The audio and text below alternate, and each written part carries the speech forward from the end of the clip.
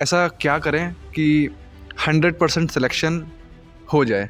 मतलब क्या previous year question sufficient है?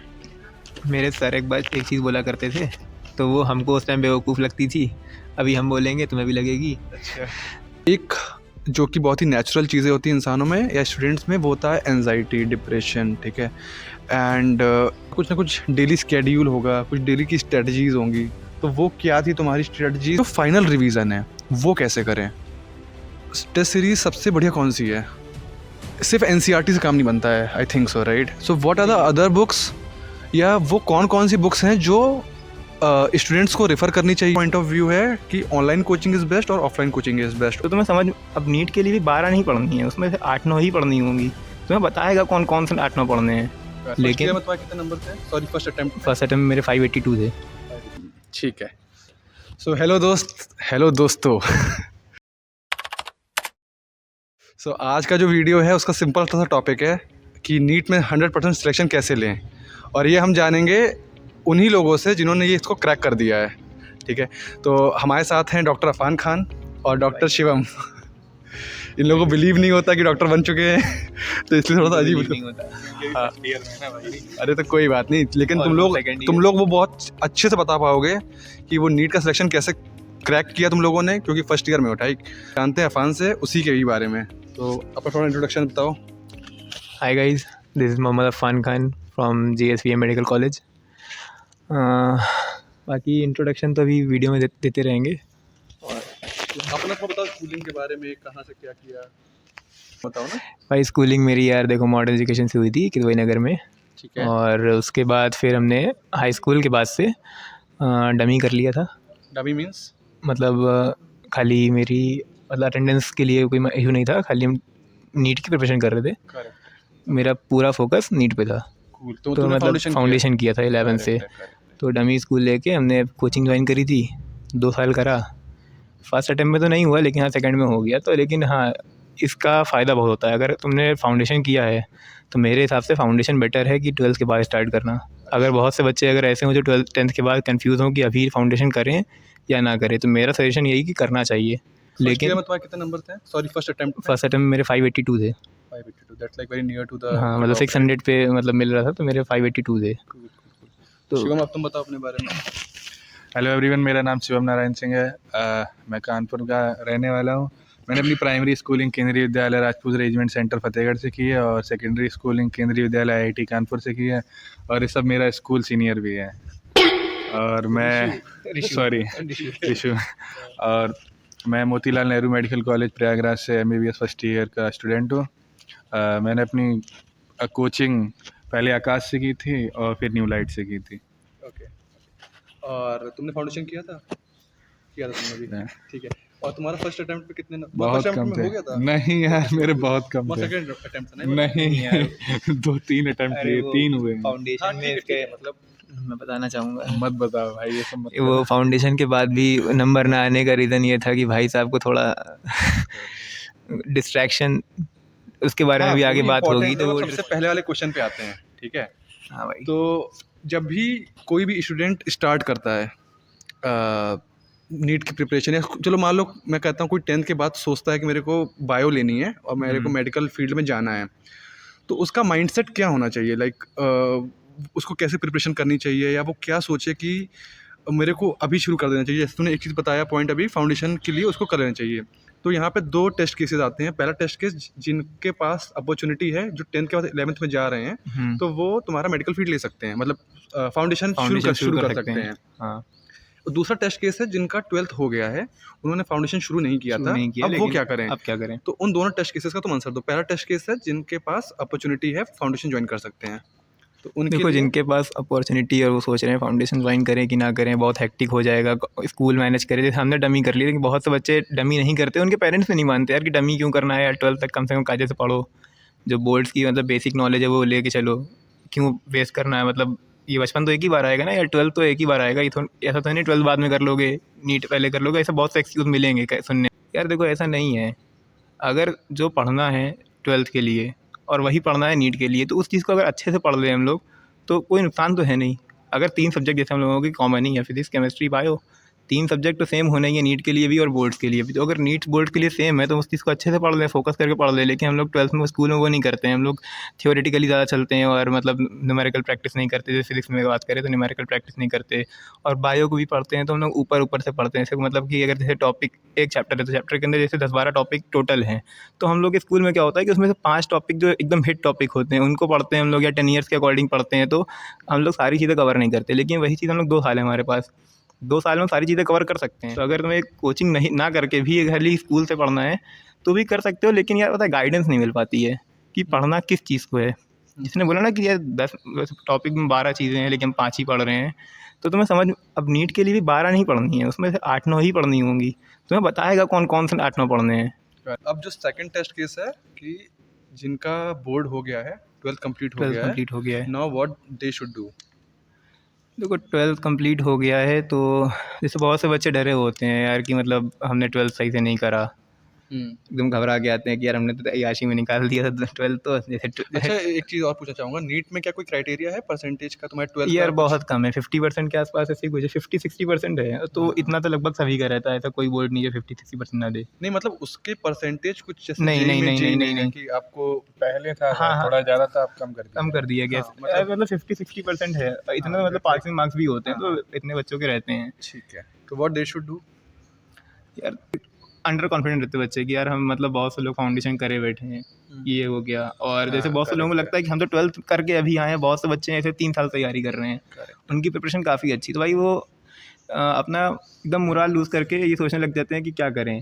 अब वो डिप्रेशन में जा रहे हैं कि यार हमसे काफ़ी ज़्यादा पढ़े लिखे बच्चे हैं, लेकिन वो करना ही नहीं। और पता है एक उसके साथ साथ एक चीज़ और भी होती है, अब वो सोचते हैं कि हमको 1 साल में करना तैयारी, पढ़ना 2 साल का है।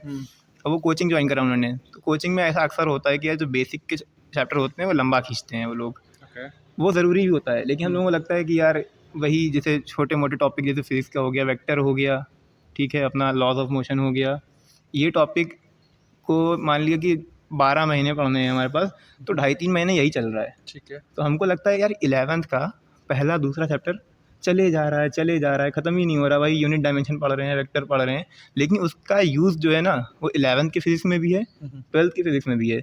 तुम्हारा फाउंडेशन ही वीक रह गया, तुम्हारे बेसिक ही वीक रह गए। तुम आगे फिर पढ़ते जाओगे लेकिन वो समझ में नहीं आएगा, तुम कहोगे मेरे न्यूमेरिकल नहीं लग रहे। तुम वर्क ऑफ एनर्जी पढ़ो, तुम्हारा लॉज ऑफ मोशन आता नहीं है, करेक्ट, तुम लगा ही नहीं पाओ क्वेश्चन। ठीक है, गॉट इट, तुम जो तीनों चैप्टर जो पढ़ो, ठीक है। तो जो लग रहा है कि यार ये मतलब अपने आप को कंपेयर करना छोड़ दो। या तुम्हारा सिलेबस हो जाए, तुम्हें लगने लगे हाँ मेरा आने लगा, तब तुम कंपेयर करना स्टार्ट करो। और कभी अपने आप को अंडर कॉन्फिडेंट ना फील करो। यार देखो मतलब जैसे हमने अब लेकिन यार ये भी है कि हमने प्रिपरेशन करी थी नीट की, लेकिन मेरा बोर्ड था, यूपी बोर्ड था, वैसे हम फील यूपी करें, बोर्ड से हो? हाँ तो हम फील करें कि यार हम तो यूपी बोर्ड से आज आए। हमारे वो पास बच्चा बहुत ही अच्छे टेस्ट केसेस हैं। एक इसने डमी कॉलेज से किया है और इसने मतलब बोर्ड डमी वे में किया है, और ये यूपी बोर्ड से है, और वो सीबीएसई बोर्ड से है, और उसने रेगुलर 11th स्कूलिंग किया की है। थी। तो मतलब बहुत अच्छे टेस्ट केसेस हैं। 10th के बाद का क्या है, अगर तुम्हें मतलब सच में अच्छे से करनी है तो मुझे लग रहा है डमी कर ही लेना चाहिए, क्योंकि फिर बाद में जब नहीं होता है फिर लगता है कि फिर रिपीट तो देखो तुम्हें करना देखो, एक पड़ेगा, चीज़ साल और भी है, जाएगी। मतलब मैं पर्सनली ये समझता हूँ कि बहुत सारे बच्चे हैं जो डमी नहीं करते हैं। बहुत बहुत बहुत छोटा पोर्शन है जो डमी करते हैं। करता है। तो मोस्टली वैसे ठीक है, तुम दोनों सजेशन दे सकते हो, लेकिन ये सजेशन देना कि वो डमी ज्वाइन कर लें, दैट्स लाइक नहीं होता हाँ। है, नहीं करते हैं। अरे यार मतलब फैमिली वाले भी नहीं मानते, और बहुत भारी पड़ जाता है यार अगर कोई तो डमी ना इसके करे। लिए ये कर सकते हैं जैसे जो जेई के लिए भी करते हैं ना, इसके लिए ये कर सकते हैं जो जेई में भी हम लोग करते हैं कि फाउंडेशन बैच ज्वाइन कर लेते हैं 11th-12th करते हुए। हमारा पर्सनली हम लोगों को ये लगता है कि जेई मेंस या हम लोग नीट की तैयारी करते हैं तो हम लोगों का जो सिलेबस है स्कूल का अलग चलता है और हमारा कोचिंग का अलग चलता है, लेकिन वो 12th में आके सेम हो जाता है। तो वो तुमको बिलीव करना पड़ेगा कि 11th और 12th दोनों को जो भी कोचिंग पढ़ाया जा रहा है वो तुम्हारा प्रिपरेशन 12th के जस्ट बाद के लिए है, और जो तुम 11th-12th पढ़ोगे वो तुम्हारा सिर्फ 1 साल के लिए है। तो इट्स बेटर तुम फाउंडेशन बैच ज्वाइन कर लो, राइट? फाउंडेशन तो करना चाहिए। तो करना चाहिए। एंड इफ अगर आपने 12th पास आउट कर लिया है, so see the best coaching near to you, right? और गाइडेंस में ही करो, मतलब ये मत सोचो कि मैं तूफान उखाड़ दूंगा यूट्यूब से देख के। कोई जो प्रॉपर उस चीज़ में लगा हुआ है पिछले कई सालों से। भी सही है अगर यूट्यूब पे कोई मतलब ऐसा नहीं है कि मतलब यूट्यूब पे नहीं मिल रहा है, लेकिन अगर यूट्यूब में मतलब अगर एक प्रॉपर स्पेसिफिक कंटेंट दे रहे हो तुम्हें, वो Correct. ऐसा नहीं है कि मतलब एक वीडियो डाली उसके बाद उनको बच्चों से मतलब ही नहीं है। हाँ। अगर ऐसे चैनल को मत पीछे पड़ना है, लेकिन तुम्हें लगे कि हाँ यार यहाँ पर कंसिस्टेंसी है, तो उस Correct यूट्यूब है। चैनल को फॉलो कर सकते हो। हाँ, मतलब अगर कोई कोचिंग भी ऑनलाइन चलती है दैट्स कंप्लीटली फाइन, लेकिन कोई गाइडेंस आपको दे प्रॉपर, उसमें ही करो। This is your point of view, right? ठीक है। और अभी हम लोग 2023 में हैं, करेक्ट? तो कोविड के बाद से 2 चीज़ें बहुत पॉपुलर हो गई हैं, एक ऑनलाइन कोचिंग और एक ऑफलाइन कोचिंग। सो अब तुम लोगों का क्या पॉइंट ऑफ व्यू है कि ऑनलाइन कोचिंग इज़ बेस्ट और ऑफलाइन कोचिंग इज़ बेस्ट, और हाइब्रिड वाली जिसमें दोनों में भी चीज़ें हो जाती हैं, राइट? तो what's your point of view Shivam? यार ऑनलाइन में क्या होता है कि अगर रिकॉर्डेड लेक्चर मिल रहा है तो बहुत बढ़िया है, क्योंकि कभी कभी क्लास में हम लोग को एक बार में समझ नहीं आता, मुझे तो कभी मतलब एक बार में नहीं आता है। तो तुम अगर ऑनलाइन पढ़ोगे तो बार बार देख सकते हो, और तुम जैसे आने जाने का टाइम होता है, मेरे घर से मतलब क्या कहते हो 7-8 किलोमीटर है, बीच में एक बार मेरे घर से कल्याणपुर तक आने में टाइम लगता, मतलब ये तो 2-2.5 घंटा चला जाता था, थक भी जाते थे। उससे बढ़िया अगर तुम ऑनलाइन ले रहे हो तो बार बार देख सकते हो, वो टाइम यूटिलाइज कर सकते हो। और पेपर देने लेकिन ऑफलाइन जाओ, वो चीज़ है, मतलब पेपर अगर देखो तुम्हारा मेन एग्जाम ऑफलाइन हो रहा है ना, तो फिर तुम्हें ऑफलाइन ही मतलब पेपर देना चाहिए, चाहे कोचिंग तुम कहीं से ऑनलाइन करो या जो भी करो। ठीक, ऑफलाइन तब करो अगर तुम्हारी ऑफलाइन तुम्हारे एरिया में बहुत अच्छी है और अवेलेबल है, मतलब तुम्हारे घर के पास में है। अगर जैसे मतलब तुम्हारे या तो एरिया offline में हॉस्टल ले लो, या फिर अगर तुम्हारी एरिया में नहीं है तो फिर ऑनलाइन ले लो, मतलब ऑनलाइन ज़्यादा मुझे ठीक लगी। लेकिन ये टेस्ट सीरीज देखो, टेस्ट हफ्ते में 1 दिन होता है, तुम ऑफलाइन ले सकते हो। वैसे यार देखो, मेरा ओपिनियन ये है कि एक बार ऑफलाइन करना चाहिए। जैसे हमने 11-12 करा था, जब फाउंडेशन करा था हमने ऑफलाइन करा था। तो तुम ऐसे मत बताओ कि मतलब एक बार ऑफलाइन या ऑनलाइन कर लेना चाहिए। नहीं मतलब ऐसा कुछ बताओ कि हम लोग एक ही बार में वो अटेम्प्ट क्लियर कर लें, मतलब वो हमको क्या अप्रोच रखनी है, ऑनलाइन यार इज द वैसे बेस्ट और देखो, offline is the offline best? Offline better है। ऑफलाइन बेटर, क्योंकि ऑफलाइन बेटर है एग्जाम्स कि ऑफलाइन होते हैं। और एग्ज़ाम्स ऑफलाइन होते हैं, और मतलब टीचर से इंटरेक्शन भी बेटर है उसमें। अच्छा। और मतलब अच्छा, अब बहुत सारी कोचिंग्स हैं जो कि ऑफलाइन वे में चल रही हैं बट ऑनलाइन कंटेंट आता है। For an example PW, right? PW के सेंटर्स होते हैं, वहाँ हाँ, पर डाउट डिस्कशन ये सब मतलब हो करेक्ट। जाता है तो ऑफलाइन। वो लेकिन तुमको अप्रोच सही लगती है? हाँ, वो थोड़ी सही है। देखो क्योंकि यार देखो, कहीं न कहीं वाला पॉइंट इसलिए सही है कि हमको जब डाउट्स होते हैं और डिस्कशन करना होता है, तो डिस्कशन के लिए बंदा जब तक सामने नहीं होगा, हाँ। वो मेरा पॉइंट शायद ना एक्सप्लेन कर पाए उसको हम ऑनलाइन के उसमें। लेकिन जब ऑफलाइन रहेंगे तो वो हमको उस क्वेश्चन से हट के भी अगल-बगल की चीज़ें समझाएँगे। शायद हमारे मतलब यार देखो, अगर मान लिया हमने इनसे बोला कि यार हमको ये डाउट है, इस क्वेश्चन का आंसर दे दो हमको। इन्होंने वीडियो बनाई, आंसर दिया और भेज दिया हमको। मेरा वो क्वेश्चन तो निकल गया, लेकिन हो सकता है जब हमसे ये बात कर रहे हैं ना, इनको पता चलेगा कि यार मेरा ये वाला कॉन्सेप्ट ही वीक है। ओके। जब टीचर से हम बात कर रहे हैं, उसको समझ में आएगा टीचर को कि इन यार इसका टोटल ये यू इसका आर सेइंग कि offline is the best. Offline better है। अब मैं अपने अगले क्वेश्चन पे आता हूँ। वो ये है कि अगर कोई बंदा ऑनलाइन या ऑफलाइन ज्वाइन कर रहा है, that's completely their choice, but offline is the best thing as per suggested by these guys, okay? And this is like a natural thing, मतलब उन्होंने कर लिया है, so they whatever they are saying, this is actually the best thing. So going forward सिर्फ NCERT से काम नहीं बनता है, I think so, right? So what are the other books, या वो कौन कौन सी बुक्स हैं जो स्टूडेंट्स को रेफ़र करनी चाहिए या उनको प्रेफर करनी चाहिए कि हाँ मेरे को यार ये ज़रूर पढ़नी चाहिए, उससे उनको काफ़ी इजी हो जाएगा? शिवम? यार देखो, बायो के लिए तो एनसीईआरटी तुम जितनी बार पढ़ सकते हो उतनी बार पढ़ो। बायो के लिए तो मतलब यही है, एनसीईआरटी पढ़ो बार बार। और केमिस्ट्री में भी एनसीईआरटी पढ़नी है। और फिजिक्स में देखो एनसीईआरटी उतनी अच्छी नहीं है उसकी, तो फिजिक्स के लिए तुम डीसी पांडे वगैरह लगा सकते हो, और अपने कोचिंग के नोट्स जो भी हैं तुम्हारे। इसके अलावा केमिस्ट्री में एक फिंगर टिप बुक आती है, तो वो मतलब एनसीईआरटी के ही क्वेश्चन मतलब काइंड ऑफ देती है, और उसमें एग्जाम्पलर क्वेश्चन होते हैं, वो सफिशिएंट है। और तुम अगर एनसीईआरटी एक्सरसाइज लगा लोगे तो पूरा हो जाएगा। बायो के लिए पीवाईक्यू, और मतलब उसकी भी एक finger tip, previous year questions की बुक्स ले सकते हो। बायो में प्रीवियस ईयर क्वेश्चन बुक ले लो, और फिंगर टिप उसकी भी आती है, तो वो एनसीईआरटी की लाइन से क्वेश्चन देते हैं, क्योंकि अब पहले जैसा नहीं आता कि बाहर से आए, अब लाइन से क्वेश्चन आते हैं।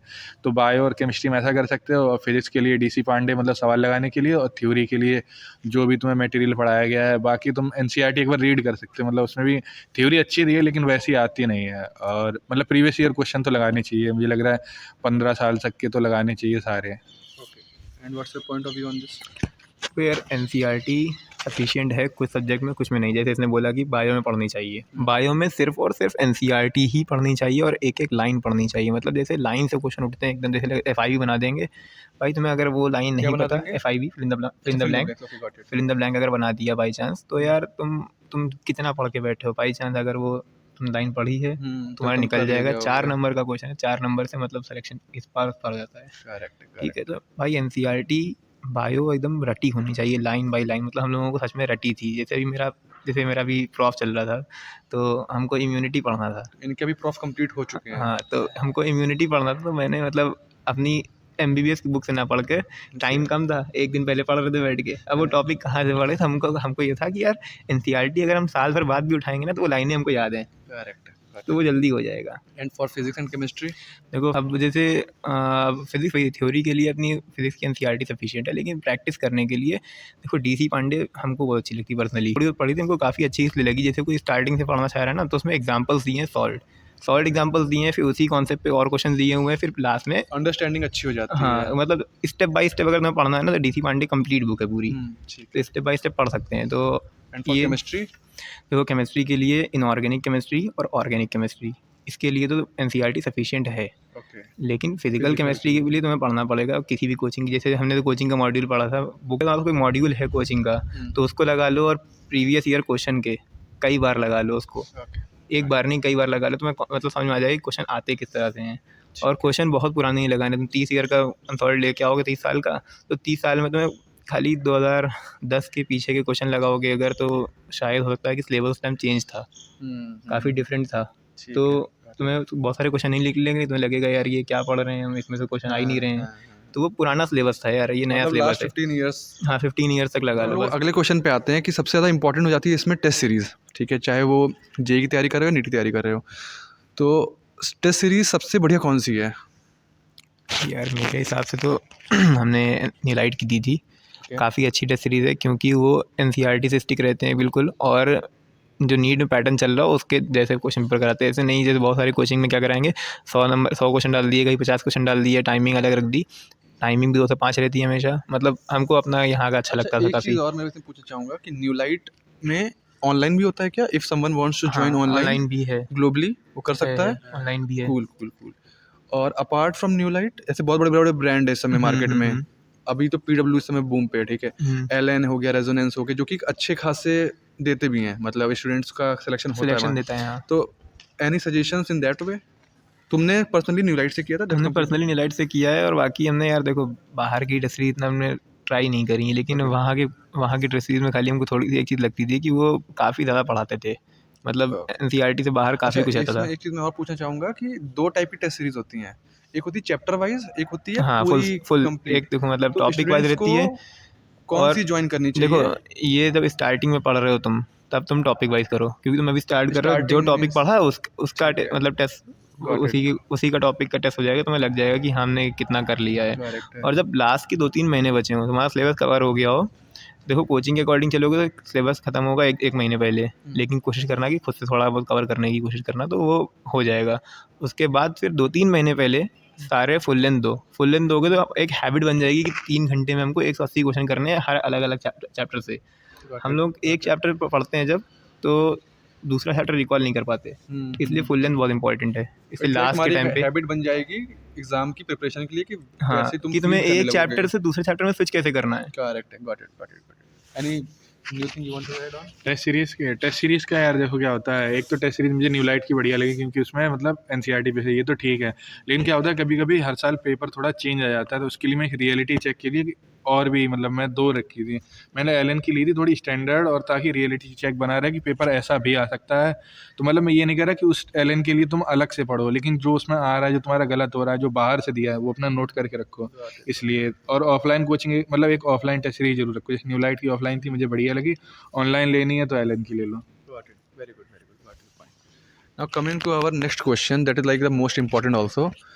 हम लोग तैयारी करते रहते हैं, ठीक, चैप्टर वाइज चैप्टर करते रहते हैं। एक टाइम आता है जब एग्ज़ाम नज़दीक होते हैं और हमारे ऊपर एक प्रेशर आ जाता है, ठीक है, वो नेचुरल है, मतलब तुमने कितना ही पढ़ रखा हो, एक प्रेशर बना रहता है। तो वो जो फाइनल रिवीजन है वो कैसे करें? यार देखो, एक तो यूनिट के हाफ यूनिट्स के जो रिवीजन होते हैं, यूनिट्स मतलब जैसे कि 4 यूनिट फिजिक्स की, 4 केमिस्ट्री की, 4 बायो की, अगर जैसे मान लो अगर अभी 1 हफ्ता रह गया है, टेस्ट है 7 दिन बाद, तो मैं क्या करूँगा, पहले दिन बायो की मतलब 2 दिन लूँगा, बायो के सारे शॉर्ट नोट्स बना लूँगा। उसके 2 दिन बाद केमिस्ट्री के सारे शॉर्ट नोट्स बना लूँगा, और इसके अलावा शाम को अपना फिजिक्स केमिस्ट्री के जो लेक्चर लेने हैं ले लिए। फिर क्या है, देखो 2 दिन मेरी बायो और केमिस्ट्री हो गई है और मैं लेक्चर ले रहा हूँ फिजिक्स के, फिर मेरे पास 3-4 दिन बचेंगे सवाल लगाने के लिए, तो उसमें मैं फिजिक्स और केमिस्ट्री और बायो के सवाल लगाऊंगा और शॉर्ट नोट्स रोज शाम को रिवाइज किया करूँगा, क्योंकि शॉर्ट नोट्स बन जाते हैं तो बहुत 1 घंटे में मतलब तुम्हारा पूरा एक मतलब 4-5 यूनिट हो जाएंगे, हैंड रिटन है तो तुमको और और प्रॉफिटेबल जल्दी होगा होगा। अंडरस्टैंडिंग में। तो मैं यही करता था पेपर से पहले, मतलब 1 दिन पहले रात में 2-3 बार उसको रिवाइज कर लिया, पेपर गया कोचिंग में 1 घंटे पहले पहुंच गया तो वही शॉर्ट नोट निकाल के फिर रिवाइज कर लिया, तो एकदम वो दिमाग में बिल्कुल पिन पॉइंट बना रहता है और तुम्हारी फिजिक्स के मतलब सवाल भी लग जाएंगे और इस तरह से रिवाइज हो जाएगा तुम्हारा। एंड अपन तुमने क्या किया था इसमें, मतलब हमारी क्या यार स्ट्रेटजी देखो, थी? हमने डे डिवाइड तो नहीं कर रहे थे, जैसे इसने 2 दिन बायो करा वैसे नहीं करा था। हम क्या करते थे कि जैसे सुबह उठ के, मेरी बायो थोड़ी सी वीक रहती थी, तो सुबह उठ के बायो पढ़ लिया 3-4 घंटा, 3-4 घंटे में मतलब 1 से 2 यूनिट हो जाती थी। अगर तुम कई बार पढ़े होगे ना, तो पेपर से पहले 4 यूनिट बुक से रिवाइज करने में भी, सॉरी 4-5 चैप्टर मतलब 1 यूनिट बुक से रिवाइज करने में भी 2-2.5 घंटे लगेंगे खाली, क्योंकि अगर 3-4 बार तुमने पढ़ रखा है। तो हम सुबह उठ के यही करते थे कि डेली रिवाइज करते थे। मान लिया 5 यूनिट आ रही हैं, मतलब पूरी 11th की बुक आ रही है, तो हम सुबह जो 4-5 दिन लगातार 1-1 यूनिट करके, अगर सुबह 6 बजे भी उठ रहे हैं तो नाश्ते से पहले मेरी बायो ख़त्म हो जाती थी 9 बजे से पहले। उसके बाद फिर हमने उठाया अपना, देखो बायो में क्वेश्चन प्रैक्टिस तो करनी नहीं है, तुम कर सकते हो लेकिन हम नहीं करते थे, करनी नहीं होती क्योंकि निकल आते हैं क्वेश्चन को, तो याद कर रखा है, याद कर रखा है। रखा है। हाँ, और फिजिक्स केमिस्ट्री में क्या है कि हम टॉपिक रिवाइज करा, मॉड्यूल से रिवाइज करा, या जहाँ से भी हम पढ़ते थे वहाँ से रिवाइज करा। रिवाइज करने के बाद हम PYQ उठाते थे, PYQ उठा के प्रीवियस ईयर क्वेश्चन उठा के 10 ईयर्स तक के देख, या मतलब देखो हम ऐसे क्या करते थे, फिजिक्स में क्या करते थे, 5 साल के लगाते थे, 5 साल के आज लगा लिए, 5 साल के कल लगा लेंगे। तो हर चैप्टर के हम 5 साल के क्वेश्चन लगाओगे तो 5 क्वेश्चन होंगे। तो हमने एक दिन में 20 क्वेश्चन लगाए फिजिक्स के, 5 ही चैप्टर्स लगाए, 5 ही चैप्टर्स लगाए, 5 ही चैप्टर्स लगाए। अगले दिन फिर लगाते थे, उसके आगे उसके पीछे, मतलब मान लिए कि 2020 से हम 2015 तक लगाए, आज हम कल लगाएंगे 15 से कि 10 तक। तो हम डेली फिजिक्स पढ़ते थे, डेली केमिस्ट्री पढ़ते थे, डेली बायो पढ़ते थे, तीनों सब्जेक्ट को डेली पढ़ते थे। तो आपके पास ये 2 स्ट्रेटजीज हैं, the best way you think आपके लिए जो बेस्ट है उसको आप फॉलो अप कर देखो सकते हम हो। इसीलिए हम ये 5-5 क्वेश्चन इसलिए करते थे कि हर यूनिट का हम 5 क्वेश्चन लगा रहे हैं डेली, तो कम से कम मेरे 2-4 कॉन्सेप्ट हर चैप्टर से रिवाइज हो रहे हैं। कैमरा ऑन है गाइस। सॉरी भाई। ठीक है, तो we will come to our next question going forward. तो एक बहुत ही इंपॉर्टेंट हो जाती है जब आप किसी चीज़ की तैयारी कर रहे हो, स्ट्रेटजी, राइट? तो तुम्हारा कुछ ना कुछ डेली स्केड्यूल होगा, कुछ डेली की स्ट्रेटजीज होंगी, तो वो क्या थी तुम्हारी स्ट्रेटजीज, उसके बारे में थोड़ा बताओ और उससे क्या बेनिफिट हुआ वो बताओ। यार देखो, मेरी कोचिंग थी, मैं रिपीटर मतलब इस साल रिपीट किया था, तो मेरी मतलब स्ट्रेटजी ये रहती थी, मेरी कोचिंग रहती थी 2 से कुछ 5-6 बजे तक रहती थी। तो मैं सुबह उठता था 8-9 बजे की तरफ, 10 बजे से उठता था, तो मतलब ऐसे कोशिश करता था 20 सवाल फिजिक्स के लगा लूँ, 20 केमिस्ट्री के और 20-25 बायो के। यही करने के बाद मैं कोचिंग जाता था, सर से डाउट पूछता था, क्लास करने के बाद लौट के आने के बाद मैं अगर या तो किसी का लेक्चर लेता था या फिर शॉर्ट नोट्स बनाता था बायो वगैरह के। और इसके अलावा मेरा डेली का मतलब टारगेट ये रहता था, अपार्ट फ्रॉम ये स्टडी, कि मतलब एक चैप्टर में पढ़ता था एस ब्लॉक का, एक पी ब्लॉक का और एक कोई ऑर्गेनिक का, मतलब ये अपनी पढ़ाई के अलावा। तो इसमें लगता होगा आधा घंटा लगता था, तो ये रोज़ करता था मैं। नेम रिएक्शन रोज़ लिखता था, मतलब अपना रिवीजन का काम चलाते चलो, मतलब ये नहीं कि जैसे तुम पढ़ रहे हो फिर तुम आखिरी में रिवीजन करोगे। जैसे आज जो तुमने पढ़ा है ना उसका शॉर्ट नोट्स बनाना है तुमको, तो नेम रिएक्शन की मेरी एक कॉपी थी, उसमें मैं नेम रिएक्शन लिखता था। एक फार्मूला कॉपी थी, उसमें फिजिक्स का फार्मूला जरूर लिखता था, और एक एस ब्लॉक का पेज और एक पी ब्लॉक का पेज पढ़ के उसका शॉर्ट जो भी इंपॉर्टेंट मिलता था उस पेज में लिख देता था। तो ऐसे मेरा शॉर्ट नोट्स चलता रहता था। और मेरा डेली टारगेट रहता था कि मतलब जो मैंने दिन में सवाल लगाए वो भी, इसके अलावा जैसे अगर पेपर वगैरह मिला शाम को भी लौट के आने के बाद मैं लगाता था 30-40। तो मतलब मैं डेली टारगेट रखता था कि 200 सवाल लग जाएँ, मतलब ये, क्योंकि देखो पेपर वाले दिन अगर तुमको 200 सवाल लगाने तो प्रैक्टिस में भी रोज़ 200 सवाल लगाने पड़ेंगे, हैबिट में लाने पड़ेंगे, वरना एग्जाम वाले दिन मतलब वो अच्छे नहीं होंगे। तुम लगा तो लोगे ही, 3 घंटा बैठोगे, तुक्का मारोगे, उससे बढ़िया अगर अपनी प्रैक्टिस करके रखोगे, दिमाग प्रिपेयर रखोगे कि मैं 200 का मतलब 200 सवाल लगाने का स्टेमिना होना चाहिए तुम्हारा एक दिन में। बहुत अच्छी स्ट्रेटजी थी। अब रिवीजन की स्ट्रेटजी बता रही थी, किसकी बात हो हम रही लोग थी? बात कर रहे थे शेड्यूल क्या था और तुमने क्या स्ट्रेटजी फॉलो की थी। देखो जैसे जिस टाइम कोचिंग थी तो उस टाइम 10 घंटे नहीं निकल पाते थे किसी क्या नहीं हाल। निकल पाते थे? 10 घंटे दिन में हाँ, एक्स्ट्रा हाँ, नहीं निकल पाते थे, ठीक है। 5-6 घंटे ही निकलते थे, ठीक है। क्योंकि मेरी कोचिंग दूर थी, 1 घंटा आने जाने लगता था खाली हमको, मतलब 1 घंटा जाने में और 1 घंटा आने में। Okay. उसके बाद तैयार होना, मतलब काफ़ी टाइम वेस्ट होता था आने जाने में, वाला पॉइंट जिसका था। और जैसे फिर तो उसमें 5-6 घंटे जैसे निकल रहे हैं, तो अब तुम अपना टॉपिक देखो, तुम्हारा कौन सा वीक है, कौन सा स्ट्रांग है, तुम्हें किस टॉपिक में कितना टाइम लग रहा है। जैसे अगर 10 घंटा देते थे तो हम ये मान के चलते थे कि हमको 4 घंटे फिजिक्स पढ़ना है, 4 घंटे केमिस्ट्री पढ़ना है और 2 घंटे बायो पढ़ना है। Okay. बायो मेरी वीक थी, लेकिन बायो हम ये जब आपको बता रहे थे, जब मेरी धीरे-धीरे बायो ठीक होने लगी थी। तो बायो जब रटने वाला सब्जेक्ट है, एक बार रटा हुआ है 2 घंटे में रिवाइज़ हो जाएगी। लेकिन जब तुम्हें फिज़िक्स के न्यूमेरिकल लगाने तो टाइम ज़्यादा चाहिए, क्योंकि वहाँ न्यूमेरिकल लगाना हर बार नया क्वेश्चन है, स्पीड कितनी भी हो लेकिन 4 घंटे चाहिए। तो हम ऐसा रखते थे, जैसे अगर हम कभी जैसे लास्ट की बात कर रहे हैं, लास्ट में 3-4 महीने जब थे, तो कोचिंग वोचिंग तो ज़्यादा जाना होता नहीं था, क्योंकि सिलेबस हो चुका था। अब खाली टेस्ट सीरीज़ देने जाना होता था। तो हम क्या करते, 10 घंटे अगर निकाल रहे हैं, आ रहे हैं तो ज़्यादा, लेकिन जब छुट्टी रहती थी तो इससे ज़्यादा ही पढ़ लेते थे, ओके। क्योंकि हाँ, तो दिन ये में बहुत एक इम्पोर्टेंट क्वेश्चन जो कि कितने घंटे थोड़ा-सा पढ़ना मेरे चाहिए। को सही नहीं लगता है, क्योंकि हर एक का अपना अलग-अलग हाँ, स्ट्रैटेजी स्टैंडर्ड अलग होता है। जैसे मेरा है तो मैं पर्सनली, जो शायद लोगों को 6 घंटे में होता होगा, मेरे शायद 4 घंटे में भी हो जाता है, किसी को 6 घंटे में होता होगा, तो मेरे 10 घंटे में भी होता है। हाँ, तो सबका अपना पर्सनल होता है। अपना-अपना होता है फिर यार वो मैं चीज़। पूछ ले रहा हूँ क्योंकि it is a part of the जो लेकिन देखो चल रहा है। ऐसा कितने नहीं, घंटे तुम पढ़ते थे? देखो ऐसे नहीं पढ़ते थे कि 10 घंटे लगातार बैठ गए। हाँ। हम ऐसे कभी पढ़ते ही नहीं थे। हम On an अगर average- अगर हम 1 घंटे मतलब 2 घंटे पढ़ रहे हैं, तो हम कम से कम 20 मिनट का ब्रेक लेते थे। Okay, very good. और पता है लास्ट के टाइम पे तो मेरे पास मेरे फ़ोन में अलार्म तक लगे हुए थे, कि जैसे अगर हम 8-10 पढ़ रहे हैं, तो 8 से 10 पढ़ने का है, उसके बाद हम लिखते थे कि 8:20 पे बैठेंगे दोबारा, सॉरी 8-10-20 पे दोबारा बैठेंगे। अगले क्वेश्चन पे आते हैं कि जब भी तुम रिवीजन कर रहे होते हो या फिर तुम तैयारी कर रहे होते हो, तुमको बहुत सारे डाउट्स आते हैं। स्टडीज़ की बात कर रहा हूँ। तो एक तरीका होता है कि तुम अपनी कोचिंग में जाके इसको रिजॉल्व आउट कर लो, ठीक है?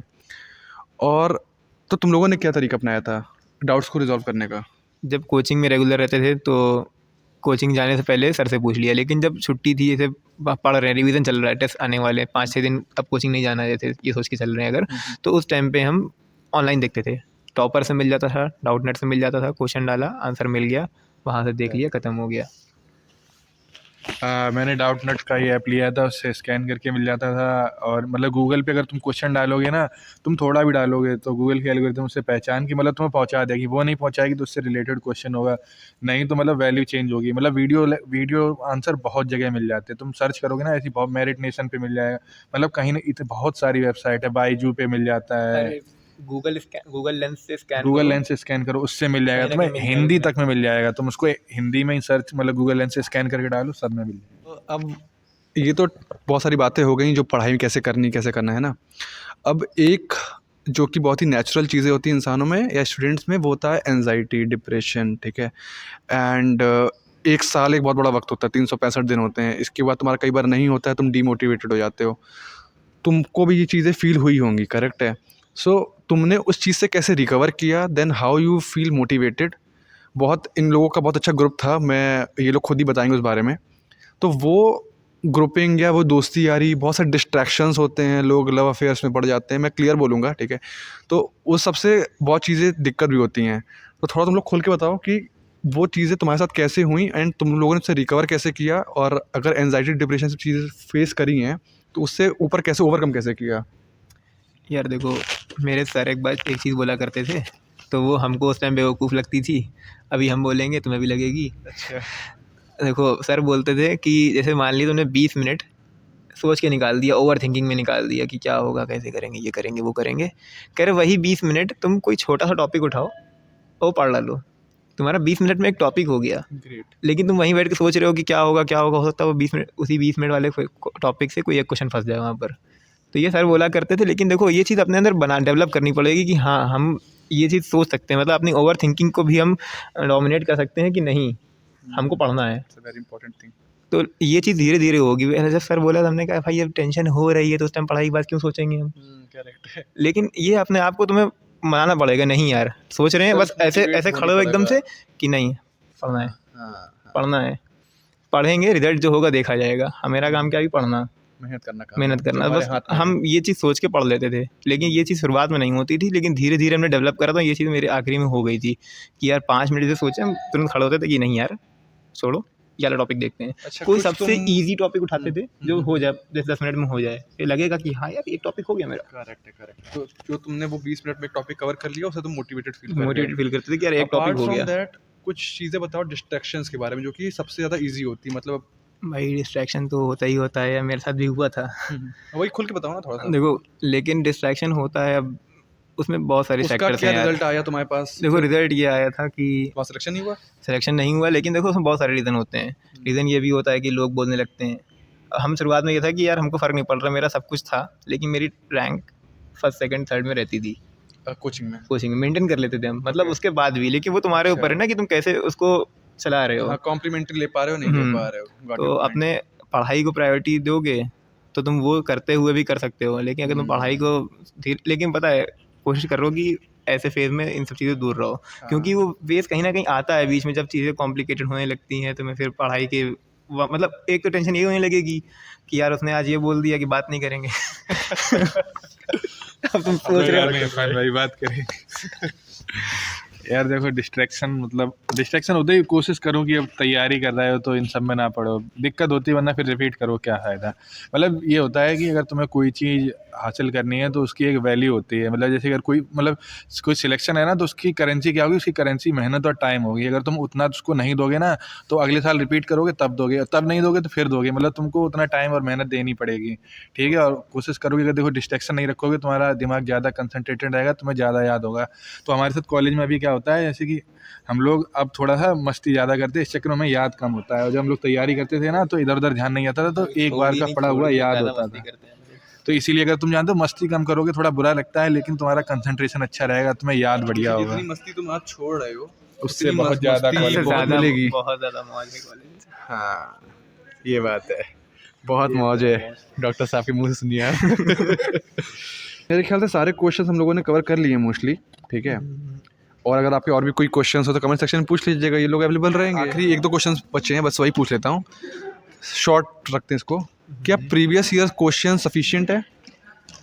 नहीं, प्रीवियस ईयर सफिशिएंट नहीं है, क्योंकि हर साल पैटर्न चेंज होता जा रहा है और ज़रूरी नहीं तुम्हारे प्रीवियस ईयर ही आए। प्रीवियस ईयर मतलब ये देखने के लिए होता है कि वेरी इंपॉर्टेंट क्वेश्चन क्या है, वेरी इंपॉर्टेंट टॉपिक क्या है। एंड तुम्हारी प्रिपरेशन कैसी है वो हाँ, ये सब तुमको समझ में आ जाएगा कि पेपर ऐसा आता था, क्या मैं कर पाऊंगा। लेकिन हर साल पैटर्न चेंज हो रहा है, नए नए क्वेश्चन आ रहे हैं। मतलब गवर्नमेंट यही ध्यान दे रही है कि नया तरह का सब कुछ रहे, हर साल पैटर्न चेंज हो रहा है। तो मतलब वो तुम एज अ प्रैक्टिस और समझने के लिए, पैटर्न समझने के लिए लगाओ। और कुछ क्वेश्चन रिपीट भी होते हैं, लेकिन अपनी प्रैक्टिस के लिए नए सवाल भी लगाने चाहिए, उससे दिमाग थोड़ा तेज चलेगा।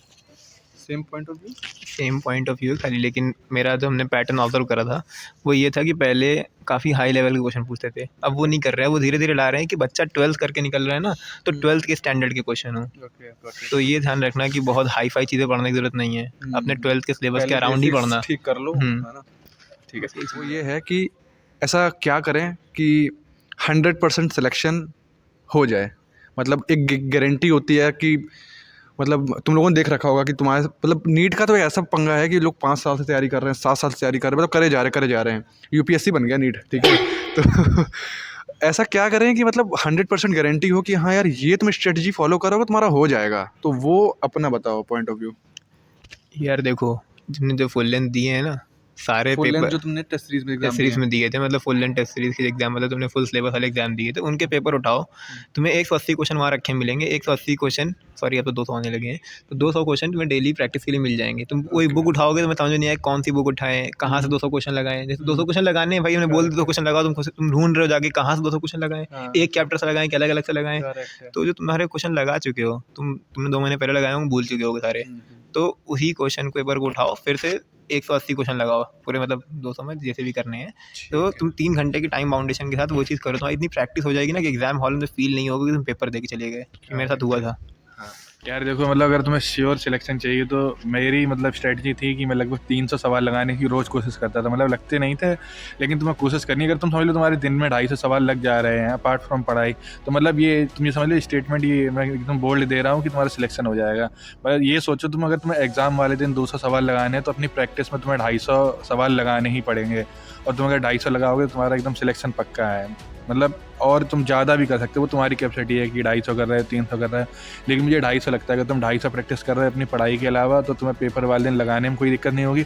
और तुम सोचो अगर तुम रोज़ 250 लगा रहे हो तो ओवर अ पीरियड ऑफ मतलब 2-3 महीने में तुम्हारे इतने ज़्यादा सवाल हो जाएंगे कि पेपर में ही रिपीट करने लगेंगे वो सवाल, तुम्हारे मेन एग्जाम में भी रिपीट करेंगे। और तुम्हारी प्रैक्टिस इतनी ज़्यादा हो जाएगी, तो मतलब बैठने की तुम्हारी आदत हो जाएगी कि तुम मतलब 250 सवाल लगा रहे हो, और तुम्हारी प्रैक्टिस अच्छी हो जाएगी, दिमाग तेज चलेगा। मतलब ऐसा एकदम श्योर शॉट है कि सिलेक्शन तुम्हारा हो ही जाएगा, नए सवाल लगाना। लेकिन तो इसी के साथ लोग वीडियो कहीं पे एंड कर रहे हैं। मेरे ख्याल से ये शायद वीडियो आपके लिए थोड़ा हेल्पफुल हो पाया होगा। अच्छा, कोई आखिरी में कुछ ऐसे 2 शब्द मोहब्बत के बच्चों के लिए या एस्पिरेंट्स के लिए? यार शिवम जी के मुंह से? अरे ऐसा मतलब ऐसा कुछ अलग से नहीं है, लेकिन यही होता है मोटिवेशन बताएं कब आता है, जब तुम्हारा कोई कॉलेज ड्रीम कॉलेज, जैसे किसी का एम्स होता है, कोई केजी जाना चाहता है, या किसी को अपने दोस्तों को करके दिखाना होता है, किसी को अपने घर वालों के लिए करना होता है। अगर वो तुम्हारे दिमाग में रहेगा तो तुम्हें थकान नहीं होगी। मतलब मैंने ही सोचा था कि मतलब मैंने इस साल ड्रॉप ही इसलिए लिया था कि मैं शायद एफएमसी में जाऊँगा, तो मैं मतलब मुझे थकान ही नहीं होती थी, मैं पढ़ता रहता था। लेकिन मेरा किसी कारण मतलब मेरे मार्क्स तो इतने हैं कि मैं एफएमसी चला जाता, लेकिन मेरा मेडिकल की वजह से मेडिकल में कुछ इशू था मेरा, इसलिए शायद नहीं हो पाया।